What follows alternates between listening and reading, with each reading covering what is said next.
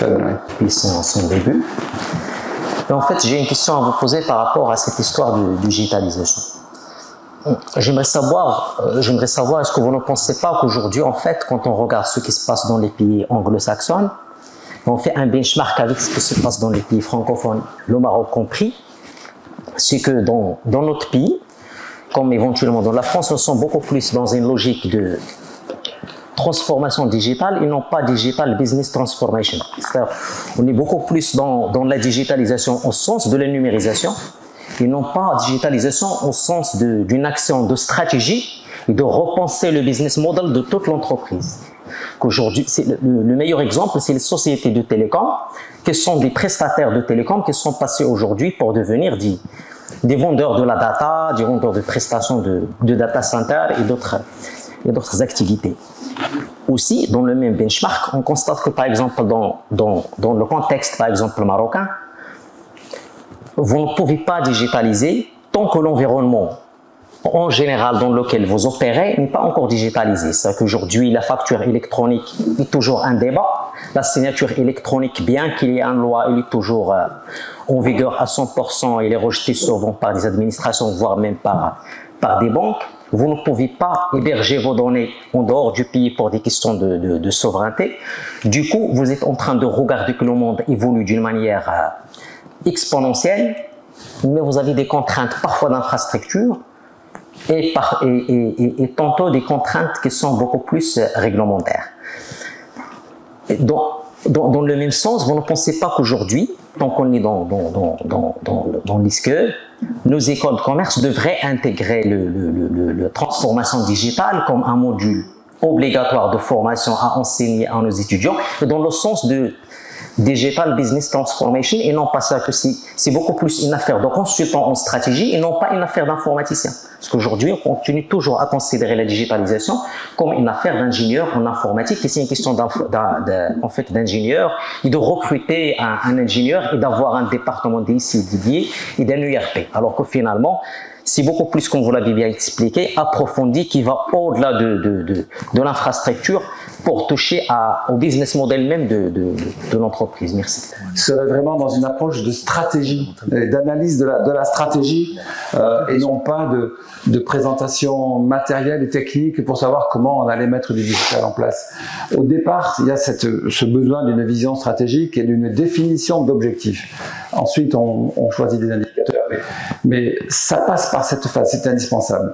Surtout quand on est déjà une entreprise en activité. Et je vais prendre l'exemple que vous connaissez tous.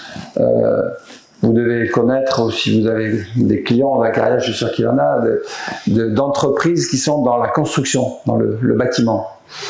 Demandez à un chef d'entreprise du bâtiment s'il préfère construire une maison neuve ou retaper une vieille maison. Il n'y a pas photo. Quand vous partez d'un état des lieux, déjà, vous avez des contraintes qui vous sont imposées. Et en plus, quand vous allez commencer à gratter, vous ne savez pas ce qu'il y a derrière. Et ça devient très compliqué. Et pour le produit final qui est attendu par le client, il peut y avoir des surprises qui se reportent pour l'entreprise qui fait le boulot. Quand vous partez de zéro, vous êtes déjà... bon. Donc moi, ce que je vois avec des startups, des jeunes qui arrivent et qui ont un projet, ils sont déjà dans le digital. On ne parle pas de transformation, ils sont digital natives. Et dès le départ, ils ont les outils. Et là, il n'y a pas de sujet de transformation. Il y a une conception qui est déjà du digital. Par contre, la transformation, alors là, c'est plus compliqué. Surtout quand on parle de gouvernance, comme j'en parlais tout à l'heure, hein, qu'on parle du modèle de l'entreprise, de son modèle de gestion, de son modèle d'organisation et de son modèle économique. Bon, il faut faire évoluer tout ça, il faut le faire pivoter. On parle d'une situation, au départ, même si le dirigeant est plutôt favorable à se transformer, ben, il a quand même un modèle qui marche et il n'a pas très envie d'y toucher, quoi. Donc il faut y aller prudemment, ça prend du temps, il faut le faire évoluer petit à petit, il faut le convaincre, mais c'est beaucoup plus compliqué. Donc le sujet de la transformation, en soi est compliqué. Vous avez raison, c'est une question de stratégie. Et ça, c'est un accompagnement qu'il faut faire dans le temps. Et bon, un cabinet ou un professionnel, avec le certificat, vous aurez cette responsabilité dans les entreprises où vous serez embauché. Il faut accompagner, mais ça ne se fait pas du jour au lendemain.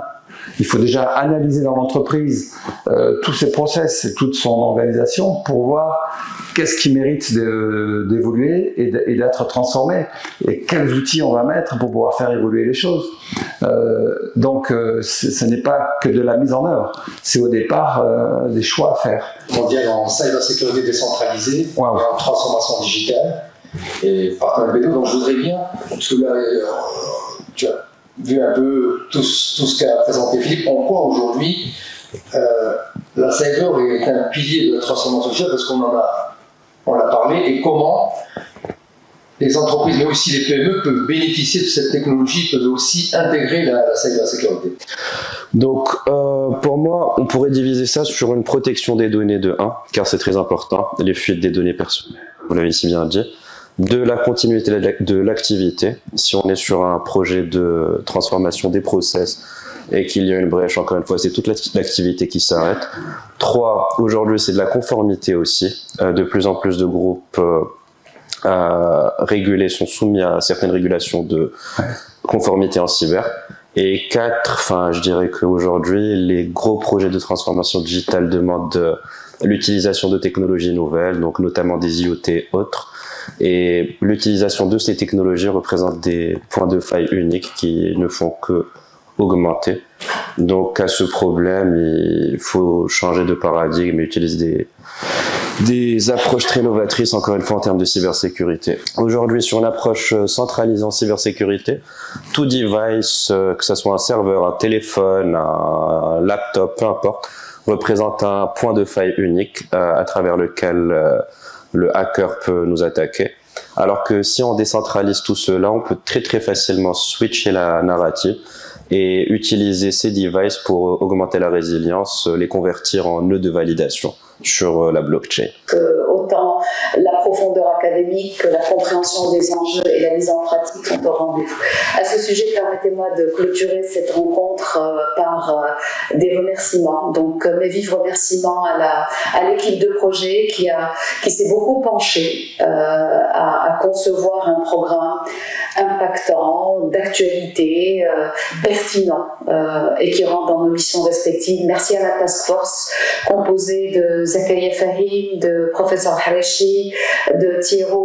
Moi-même, j'ai eu le plaisir aussi de faire partie de cette task force. Et au-delà de cette task force, il y a aussi des personnes engagées parmi les professeurs mobilisés par le professeur Harechi, parmi les experts mobilisés par le BDO. Merci aussi à ceux qui ont permis à cette conférence d'avoir lieu, et que ce soit sur le plan de la communication, que ce soit sur le plan de la diffusion en direct de cet événement, que ce soit aussi au niveau logistique, plus particulièrement. Merci Tierno, merci Madame Yahya, merci Madame Brock, merci à l'équipe logistique, merci à ceux qui sont présents avec nous et aussi qui sont derrière les écrans. Il y a plus de 150 personnes qui ont participé à cette conférence, ce qui nous donne encore du peps pour continuer à explorer. Donc je vous dis à très bientôt et merci encore.